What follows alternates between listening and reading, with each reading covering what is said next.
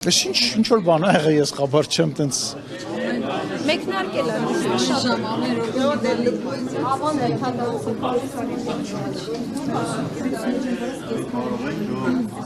Պարոն Սիմոնյան, լավ, երևի թե կարող ենք Մատվիենկոյի հետ ձեր հեռախոսազրույցից հետո չկա որևէ տեղեկատվություն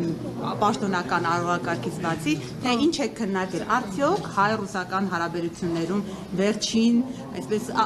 կնճիռներից եք խոսել, վերջին խնդիրներից եք խոսել, այսինքն ԵԱՏՄ-ԵՄ այդ երկընտրանքը, որ մեզ առաջարկել են, այդ թեման կրկին ձեր հետ զրույցում խոսվել է, թե ոչ, արդյոք կրկին վերջնագիր է ներկայացել Հայաստանին։ Իմ գործընկերոջ ծննդյան կապակցությամբ ա եղել զանգը եւ ես պետք է ասեմ, որ ամենալավ եւ հարգալից հարաբերություններ ունեմ Դաշնային խորհրդի ղեկավարի հետ եւ մենք խոսում ենք բաց, մշտապես խոսում ենք ուղիղ,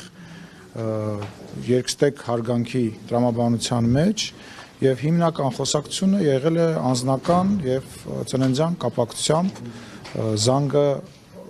այդ կապակցությամբ ա եղել։ Ենթադրում եմ, որ Ստամբուլում մի քանի օրից ես մեկնում եմ Ստամբուլ, ինքը նույնպես այնտեղ լինելու է։ Ենթադրում եմ, որ այնտեղ կշփվենք, ոչ թե պաշտոնական հանդիպման մասին է խոսքը, ենթադրում եմ այնտեղ կշփվենք, բայց IPU 152-րդ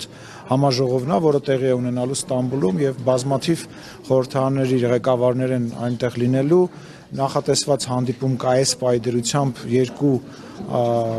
գործընկերոջ հետ Ում հետ են հանդիպում Ադրբեջան եւ Վրաստանի գործընկերների հետ հանդիպում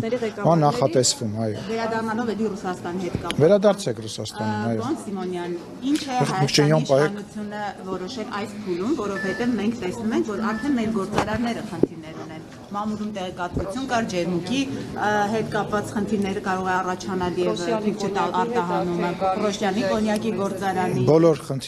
Բոլոր խնդիրները կքննարկվի, կլուծվի, մենք Ռուսաստանի հետ որևիցե հարցով չենք պատերազմելու, չենք կռվելու եւ բոլոր խնդիրները բարձրաձայնելու ենք եւ փորձելու ենք լուծելով առաջ գնանք։ Մենք որևիցե սպառնալիք չենք մեզանից ներկայացնում Ռուսաստանին, չենք պատրաստվում սպառնալիք դառնանք եւ նման մտադրություն չկա, ինչ որ հարցեր կան, այդ հարցերը բոլոր երկրների մեջ գոյություն ունեն եւ մի պահ բարձրանում են այդ հարցերը, շատանում են, քչանում են, մենք քաղաքական գործիչներս այդ հարցերը քննարկելու եւ լուծելու համար ենք։ Ըմբռնումով է մոտենում Ռուսաստանը մեր Հերթով բոլորի հարցերին պատասխան, բոլորի հարցը վերջացնեմ, էլի։ Ըմբռնումով է Ռուսաստանի պաշտոնյաները մոտենում Հայաստանի այսպիսի դիրքորոշման։ Օրինակ մենք կարող ենք այնքան մնալ ԵԱՏՄ-ում, ինչքան կարող ենք։ Այդ դրան ըմբռնումով են մոտենում։ Լսեք, երբ որ ըմբռնումով չմոտենանք, խոսենք դրա մասին, հիմա ինչ եք։ Հիմա փաստացի արդեն ինչքան ժամանակ է մենք միևնույն ժամանակ փորձում ենք համատեղել։ Իսկ այն ժամանակ, երբ որ Սերժ Սարգսյանը 2-3 տարի բանակցեց ասոցիացիան համաձայնագիրը եւ մի գիշերվա մեջ ասենց թևից թափ տվեցին ու ինքը մտավ բանի մեջ, այդ ԵԱՏՄ-ի մեջ, համատեղեց, չէ, Մաքսայինի մեջ ներողություն եմ խնդրում, շնորհակալություն։ Ով է ինձ անդրադառնում։ Մաքսային միության մեջ ինչ որ բան համատեղեց, չէ, նաեւ ինչ որ փաստաթղթեր ստորագրվեց եւ ինչ որ լուծումներ գտնվեց։ Նաեւ տենց նմանատիպ փորձ էլի շատ կա։ Այսինքն մի գիշերում ձեզ էլ փոխեն դառնանք ԵԱՏՄ-ից ԵԱՄ-ի։ Դոնա ջան, երբ որ սկսում եք, երբ որ լավ հարց է տալիս, երբ որ շատ հարց է տալիս, նորմալ հարց է տալի, պատասխանում, բայց երբ որ սկսում ես արդեն ինչ որ բառախոսով զբաղվել, ես օրինակ բերեցի Սերժ Սարգսյանի վրա, տարբերությունը զգացել ես Սերժ Սարգսյանի եւ Նիկոլ Փաշինյանի։